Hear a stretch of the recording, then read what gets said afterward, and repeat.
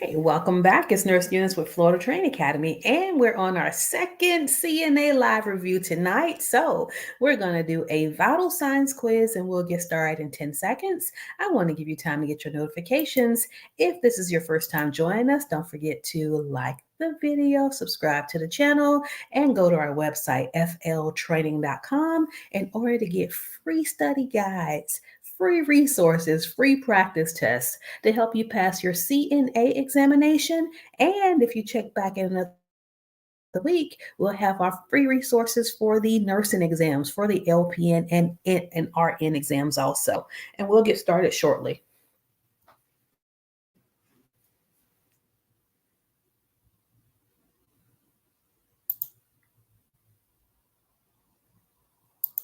All right, so question number one. Hi, Mrs. Love. Question number one. Which of the following is considered a normal range for an adult's resting heart rate? Is it A, 40 to 60 beats per minute, B, 60 to 100 beats per minute, C, 100 up to 120 beats per minute, or D, 120 up to 140 beats per minute? And everybody got it correct. Hello, you all are awesome. So if you chose B, 60 to 100 beats per minute, you are correct. Anything outside this range, if it's lower than 60, we call that bradycardia. If it is greater than 100, we call that tachycardia. And don't forget that as a CNA, as a nursing assistant, you report to the nurse anytime something is abnormal. So normally, if it's within range, you wouldn't have to tell the nurse anything. You could just go to your next patient. Question number two. What is the most common site for taking an adult's pulse? Is it A, radial artery, B, femoral artery, C, temporal artery, or D, carotid artery?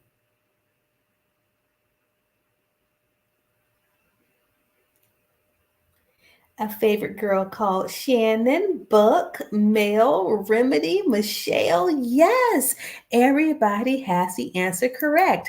If you chose A, radial artery, which is located on the wrist, you know that it's the most commonly used site for taking a pulse. And then do not forget that whenever you're taking a pulse, cannot take a pulse using your thumb because your thumb has its own pulse. Instead, you're going to take 2 or 3 fingers, and the radial pulse is located in the base of the wrist near the thumb. So if you're over here, that's ulna. You want to be here for the radial pulse. And again, you can use 2 or 3 fingers, whichever you're more comfortable with using. Question number 3. Which blood pressure reading is classified as hypertension? Is it A, 110 over 70, B, 120 over 80, C, 130 over 85, and D, 150 over 95. And the mmHg means millimeters of mercury. And so whenever you're inflating the cuff, how much pressure is in the cuff? So that's talking about how much pressure it takes to get the reading.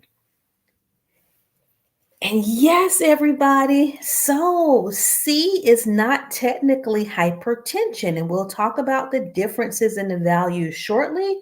Whenever that systolic is greater than 140 and the diastolic is greater than 80, we say the person has hypertension. But if you go back with C, the systolic was within range. And so we wouldn't consider that person as having hypertension.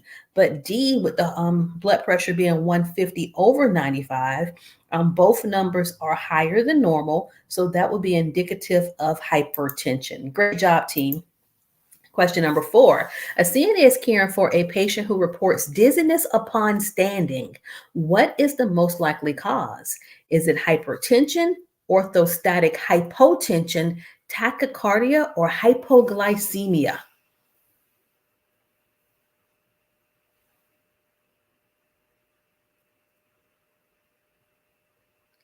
I am so proud of you. Yes, yes. This time the answer is, and I'm looking at all the responses, it is B. So sometimes we're going to ask you to get orthostatic blood pressures. That means you get a blood pressure when a patient is laying, when a patient sits up, and when they stand up.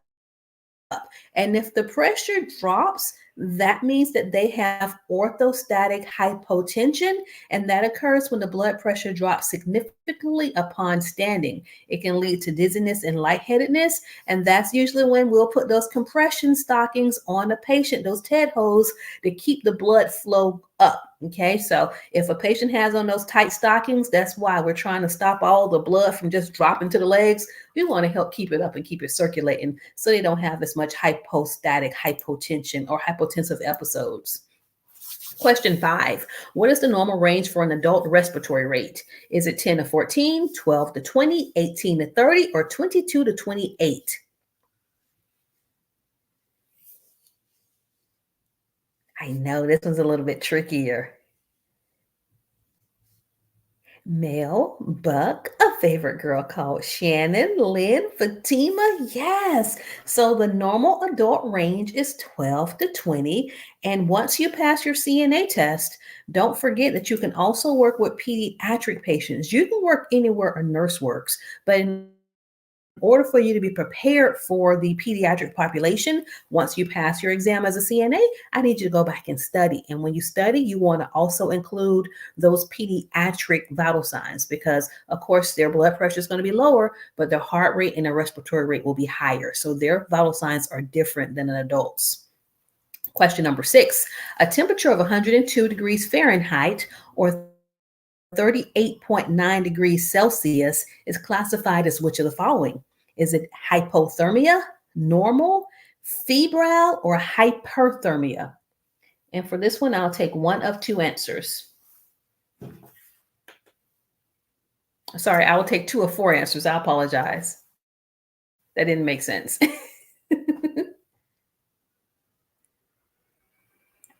So, yes, I see C's and I see D's. So, yes, you all are correct.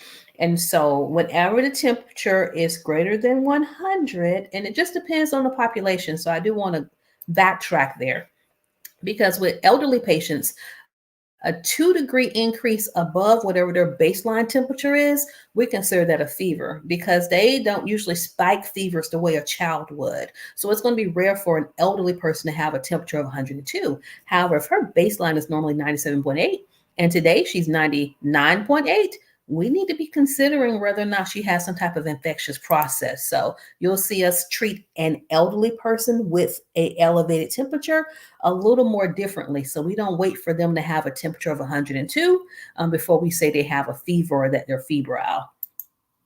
Question number 7. What is the best position for a patient who is experiencing difficulty breathing?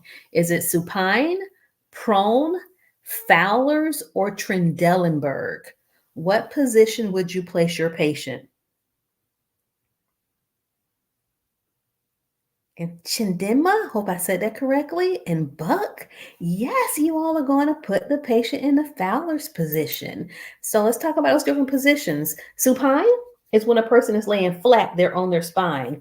Prone is face down. We rarely put a patient in the face down position. And if they are laying on their stomach, they usually have heart monitors on them. So if a patient doesn't have heart monitors, we don't put them in prone position because every time you come by and you do an assessment on your patient, you do those hourly checks, you're supposed to be watching for chest rise. And if they're laying on their stomach, you won't see their chest rising and falling. Fowlers, you have two Fowlers. You have high Fowlers, and then you have semi-Fowlers. So if they're reclining and semi, if you bring them all the way up, it's high. And Trendelenburg is when you put them upside down on their head. And we'll do Trendelenburg for usually one or two reasons. Either the person's really heavy. If they're obese and we're trying to shift them up towards the head of the bed, we will invert their bed. We will also put somebody in Trendelenburg if they're dizzy. Usually a CNA does not put a person in Trendelenburg if it's a medical issue like low blood pressure without the nurse being present. But you will sometimes put them upside down if you need help lifting them up in bed. Let's see the next one, question number 8. A patient with a blood pressure of 90/60 is experiencing which of the following conditions?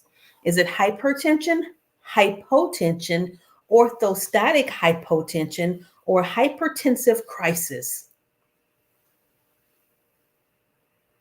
Hi, Fatu or Fatu from North Carolina. All right. Very good, everybody. So this is really easy for you all. Yes, hypotension, a blood pressure reading of 90 over 60 is considered low, indicating hypotension. Question number 9, which of the following symptoms may be associated with bradycardia? Is it A, shortness of breath, B, dizziness, C, chest pain, or D, all of the above?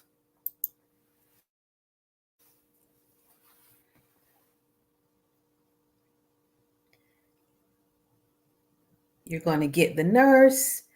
We're going to put a heart monitor on this patient. We're going to be feeling for the pulses. And yes, you all are correct. The response is D. So whenever someone's heart rate slows down, that means they don't have enough blood perfusing throughout their body. So bradycardia or slow heart rate can lead to dizziness. Remember, the blood carries oxygen. So if their heart isn't beating fast enough, that means they won't have enough oxygenated blood, which will cause shortness of breath, and it can also cause chest pain due to the decreased blood flow. Question number 10. When taking an oral temperature, the CNA should wait at least how long after the patient has eaten or had a cold drink? How long do you want to wait afterwards? For 2, if you have been failing your written test, the recommendation that I have. All right, I'm looking at some of the answers. We have C's, we have B's. All right, so let me talk to for 2 really quickly. If you've been failing your written tests, I don't know what your native language is. If you're not speaking English a lot at home, or if you're not, watching maybe English TV shows, sometimes the terminology is going to be challenging for you. We have students who come from other countries. They have free English as a second language classes at the community colleges. And then also when you take your examination, try to take it with an audio earpiece. It doesn't cost anymore. And just like I'm reading the questions to you and you're answering them fine, when you take your test, there's usually an audio option if you ask for it, so the questions can be read to you. Okay, so I hope that helps. And if not, you probably just need to buckle down because you only get one more opportunity. At least in the state of Florida, you only get 3 opportunities, and you've taken 2 opportunities. So I would really, really make flashcards and learn medical terminology before I attempted to take that test again. Okay, and we wish you much success on your 3rd attempt. Now, with that being said, you all are not going to be happy with me because according to Mayo Clinic, it is not 15 minutes. It is 30 minutes. So the correct response for this one is D. It is recommended to wait at least 30 minutes after eating or drinking to ensure an accurate oral temperature reading. So don't come for me. Mayo Clinic, I went and I looked it up just to be sure. I know in the real world, usually we say 15 minutes, but textbook is 30 minutes. So if they've eaten or drank, wait 30 minutes and go back and recheck. Question number 11. Which of the following pulse rates is considered tachycardia in an adult? I know, Buck. You're welcome for 2. Is it A, 50 beats per minute, B, 75 beats per minute, C, 99 beats per minute, or D, 120 beats per minute? I know it used to be 15. They want us doing too much. All right, we just just don't come for me. I looked it up. Mayo Clinic says 30 minutes. And then you all are right. Gatitu, Mel, Lynn, you all know the correct response. Anytime that heart rate is greater than greater than 100 beats per minute, we consider that person to be tachycardic or tachycardia. So let's talk about tachycardia. All right, I don't want to overteach because I know some of you all are not in your nursing programs yet, but usually a person will have a higher than normal heart rate due to pain. It could be due to anxiety. It's not always related to a cardiac issue. Maybe they had too much caffeine that day. So think about if the heart rate's like borderline, like right around 100, ask them how are they feeling at that time. Okay, but when it gets to 120, you want to make sure that you're starting to notify your nurse if you haven't already done so, because the patient, if the heart's beating really fast, it's going to be less blood flowing to the brain. Because just because it's beating fast doesn't mean that the heart's able to feel adequately. So it's not as much blood flow. So they can start feeling dizzy. They can also start having chest pain or palpitations. And all of that means that you do not get that patient out of bed. You keep them in bed and get that nurse in the room. Question number 12. The CNA is monitoring a patient's blood pressure and notices a consistent increase in the systolic pressure, but no change in the diastolic pressure. This may be a sign of which of the following? Is it A, isolated systolic hypertension, B, orthostatic hypotension, C, diastolic dysfunction, or D, dehydration? Only the top number is elevated. Only the systolic is elevated. So this may be a new term for you, but I want you to be made aware of it. What do you think the correct response is? All right, so if you don't know me, I do my goofy nurses dancing, and yes, everybody chose A. So you are absolutely correct. And that is called isolated systolic hypertension. And that occurs when only the systolic pressure is elevated and the diastolic is normal. And that occurs more common in older adults. Question 13. A patient reports feeling lightheaded when moving from lying down to standing up. What should the CNA do first? A, notify the nurse immediately. B, take the patient's orthostatic blood pressure. C, assist the patient to walk around. D, offer water.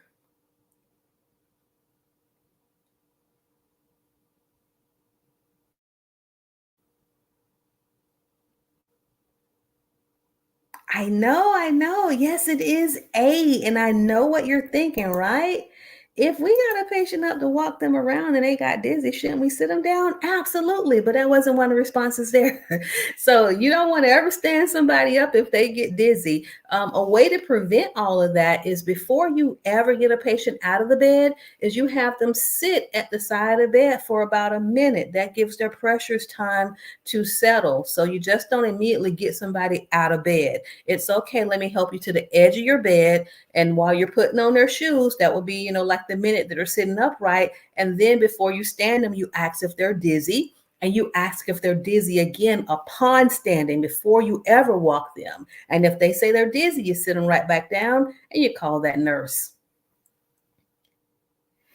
Mrs. Love, whoever registered you for your CNA exam, they should be contacting the state, or if you did it yourself, you want to reach out to the state about your exam date. Here at Florida Training Academy, we require our students to follow up with Prometric and ask about their test dates. Okay, so if you submitted your own application, that will be something that you would do. If your agency or your school submitted it, just ask them to follow up on your test date, because July 23rd is a long time for you to have waited, and you don't have a test date yet.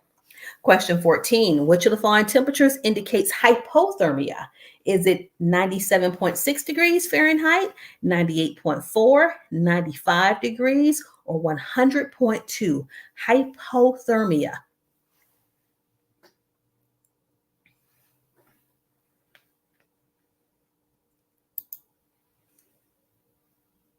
You got G. So for this one, you all, very good. So let's talk about hypo and hyper. And okay, I'm goofy, fun loving, whatever. I'm cool to work with. The way I remember hypo is when I was in college, I was so my money was low. I couldn't afford to put the other OR on poor. So when you think of hypo, it's always lower than money. If your funds are low, you're po. So, so hypo in front of a word, we call that a prefix, means that it's lower than normal. So hypo, lower than normal temperatures would be C, 95 degrees Fahrenheit would be a hypothermic reading. Okay, so if that would happen, if you read that whenever you're taking someone's temperature, of course you want to get the nurse right in the room, and they have warming blankets, etc., that they can put on the patient. Question number 15, how long should a CNA count a radial pulse to ensure accuracy? All right, and that's a lot to say, so I'm not going to say it. Just let me know what you think the best responses would be.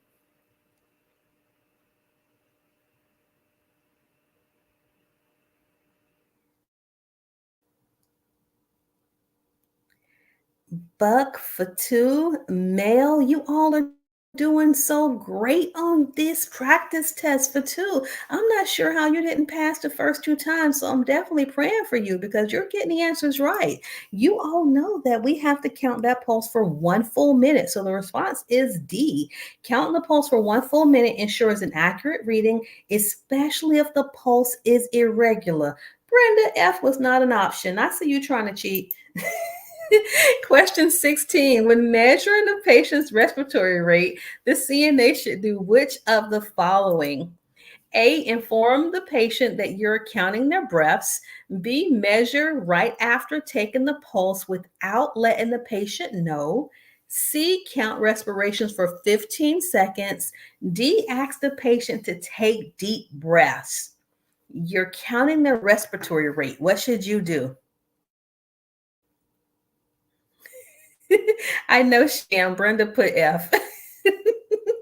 Yes, everybody, it is B. So now let's talk about these exams. So when you're taking the exam, especially in the state of Florida, um, you can have a skill called the pulse skill where you come in and you take the radial pulse, but then you would have to leave, do your whole exiting procedure, come back in, knock on the door again in order to do the respiratory skill. So when you're taking your test, you have to do exactly what's required for your state examination. But in the real world, while you're sitting there counting someone's pulse, as soon as you're done counting the pulse for the 1 full minute, you don't take your hand off of the pulse. Instead, you start counting the chest as it rises and falls. You want to count respirations. So that way we never let the patient know that we switched from taking their pulse to now counting their breathing. Because if they know that we're counting their chest as it rises and falls, sometimes they will unconsciously control their breathing, which means that we would not get an accurate reading. So you do what's required for the state of Florida exam, but then, or wherever state you're in, but then know that in the real world, we would do pulse and respirations together. We wouldn't leave the room and then come back and do the other vital sign. All right, question 17. I am so proud of you, Sham. I'm sending you a hug all the way from Jacksonville, Florida. I am so proud of you. Yes. Next, we're about to level up. It's time to get your diploma. And don't forget, after CNA, you can go straight to RN school, or you can take that little stop in between for LPN school, which is only a year if you're in the States. I'm not sure how long it is if you're in a different country. All right, so question 17, a patient's blood pressure is 180 over 110. What should the CNA do? Y'all know what you're about to do. 180 over 110 means that's above your pay grade. So what are you going to do, everybody?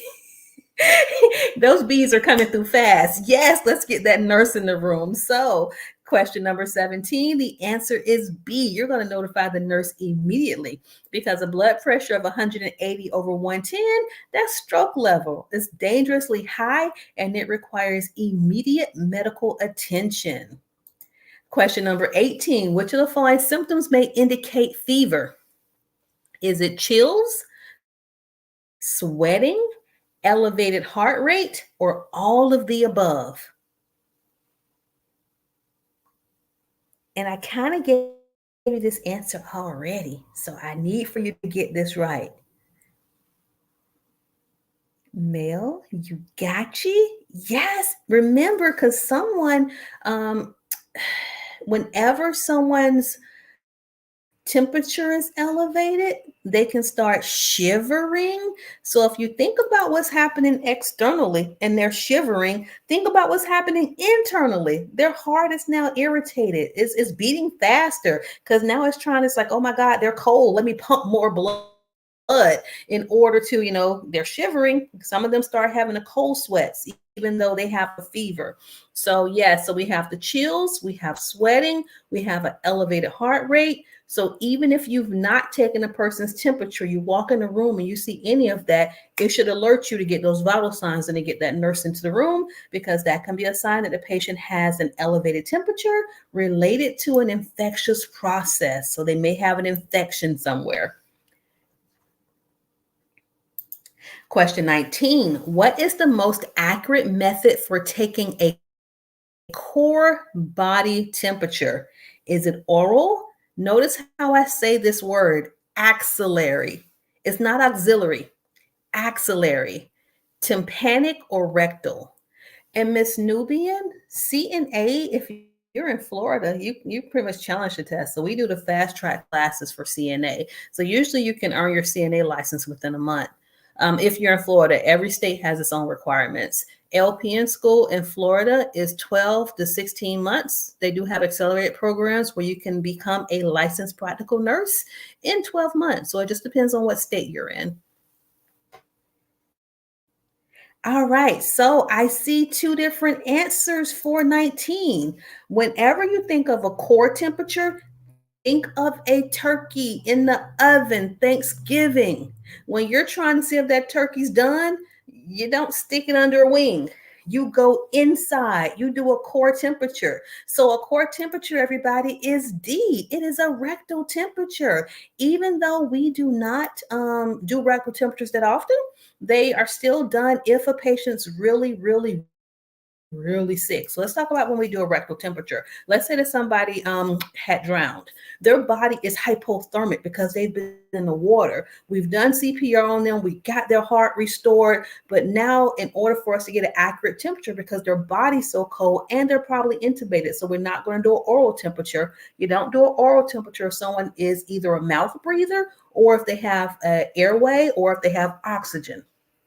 So what we're going to do instead is we're going to take the thermometer probe, just the tip, and we put it in their rectum. Okay, so you don't want to put too much into their rectum because if you do, you can actually perforate. You can go through the intestines. So just the tip, lube it, put it in, and that's how you would get a core temperature. And we do core temperatures when their body is too cold and would not give an accurate reading otherwise. You're so welcome, Tenzin.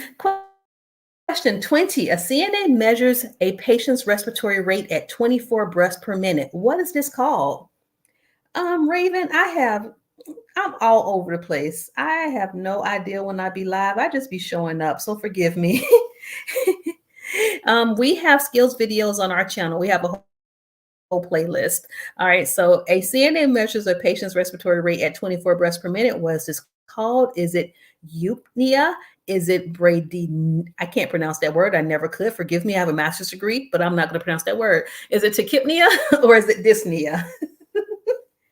And so for this one, it's not D, everybody. So let's talk about this. So when something is slow, think of the Brady Bunch.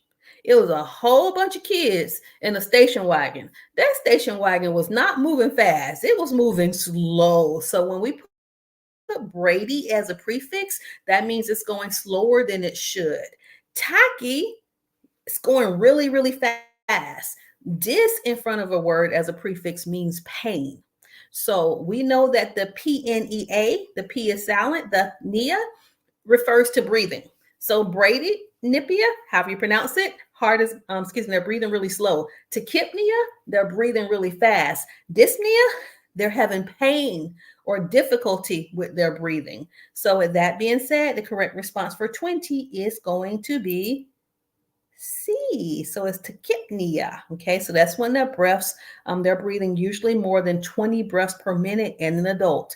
Notice it says in an adult because if you're dealing with pediatric patients, they breathe faster than adults. So 20 for an infant would actually be pretty slow. So before you go and apply at the children's hospital, make sure that you take time to learn those pediatric vital signs.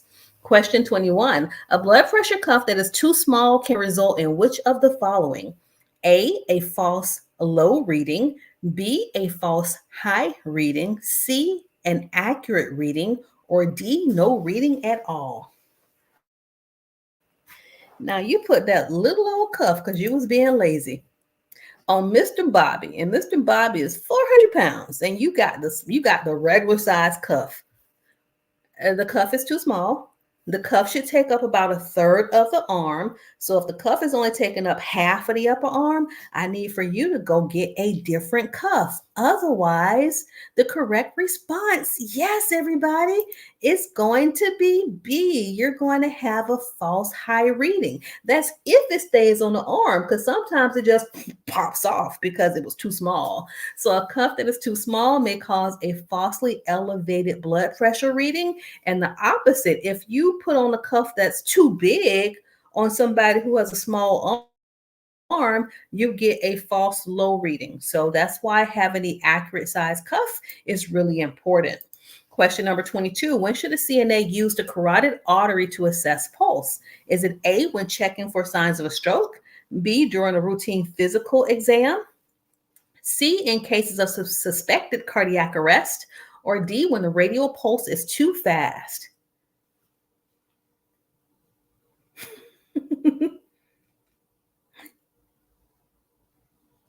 Ooh, no responses yet.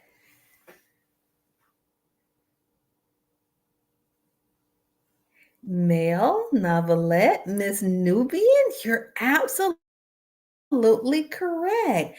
And so, all right, been a nursing professor for a long time, and you're going to end up going into, we call it the simulation lab, and you may have a actress, kind of like how I be acting in our videos, or you can have the mannequin. It's a full size adult mannequin that your professor will speak through.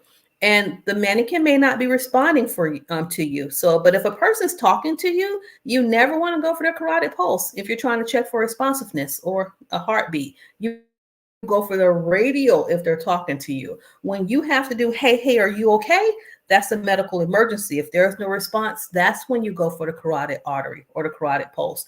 Don't ever compress on both pulses simultaneously, because if you do, and there was some blood flowing, you've now occluded the blood flow on both sides. So you always check just on one side. And again, you can check with 2 or 3 fingers, but never with your thumb, because your thumb has its own pulse. So the correct response for this one would be C. In the case of a suspected cardiac arrest, that's when you would go for the carotid artery. 23. Which of the following vital signs indicates a medical emergency? Is it a heart rate of 72, respiratory rate of 8, blood pressure of 130/80, or a temperature of 98.6? Which are you about to scream for that nurse so fast and get that nurse in that room?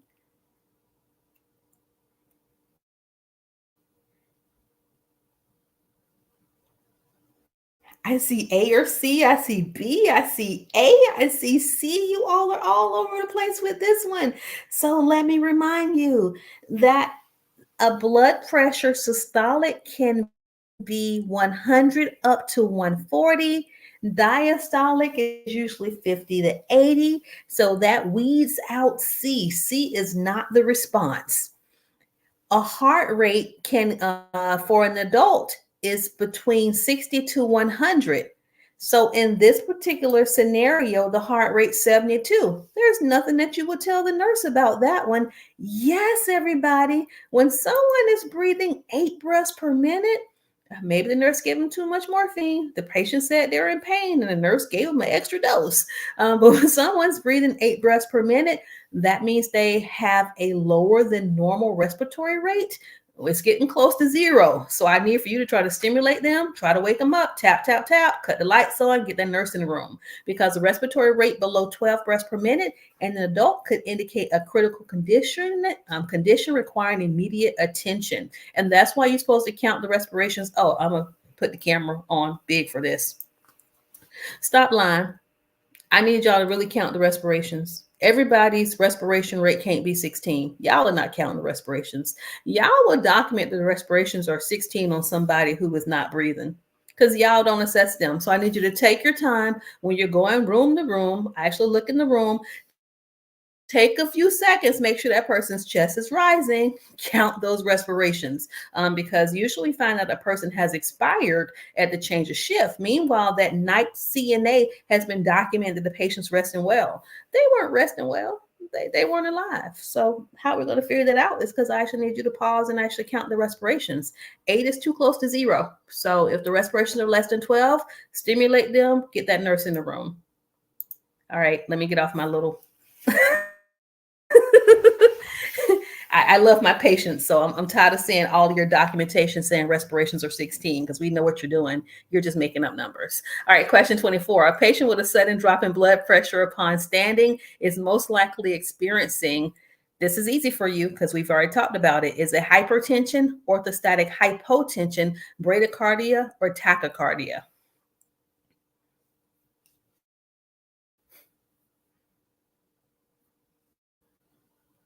Thank you, Mr. Paul.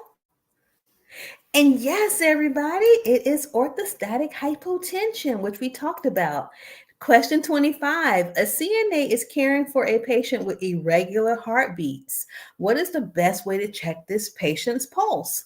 Do we want to count the pulse for 30 seconds and multiply by 2, count for 15 seconds and multiply by 4, count for 10 seconds and multiply by 6, or count for 1 full minute? Pierre was quick. Yes, Pierre. Yes, Buck. Yes, Miss Nubian. Yes, everybody. When something, well, of course, for your test, you have to count for 60 seconds. But when you get out in the real world, you're going to learn bad habits. Anytime someone has an irregular pulse or an irregular respiration rate, bad habits need to be kicked out the door. You need to count the respirations and or the pulse for 1 full minute if something is irregular. That way we can make sure that we have an accurate reading. And you all, I am so proud of you. You all we did 2 videos in one day. That is rare for me, but I wanted to make sure that I got on here before this storm comes, because usually if the wind blows too much, we lose power in Florida. And so the storm will be here tomorrow night. So I want to make sure I got on here and gave you all your videos before the storm came. And I'll stay on for a few more moments to see what questions you all may have. But great job, team. Great job, future CNAs and future nurses. I can't wait to call you my colleagues. Miss Nubian, you only got 3 wrong. That is great. Okay, and I know you won't get those 3 wrong anymore because we actually did a whole rationale. So hopefully you understand those. Any questions, you all? You're so welcome. I don't know, is it Gatitu? I don't want to mispronounce it, but you're so welcome. All right. So if you all don't have any questions for me, I know a couple of you all have tests tomorrow, so I'll be praying for you all. And if you are in the state of Florida, in Georgia, I think the storm could be heading toward Alabama also. I'm definitely keeping you in my prayers. I want to make sure that all of you all stay safe, and I'll see you in the next video. Good night, everybody.